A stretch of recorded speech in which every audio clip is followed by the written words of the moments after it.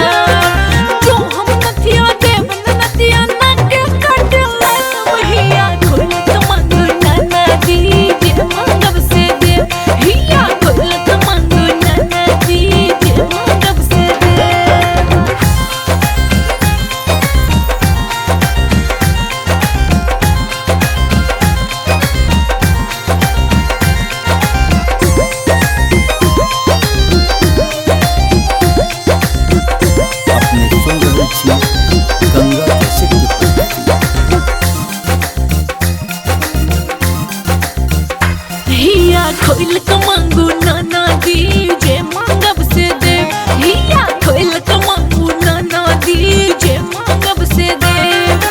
पायल नहीं हम दे बनन दिया पैरों के सिंगार पायल नहीं हम दे बनन दिया पैरों के सिंगार जो हम पायल दे बनन दिया पैरों का डोला हिया खोल कमांगू नाना दी जे मांगब से दे हिया खोल कमांगू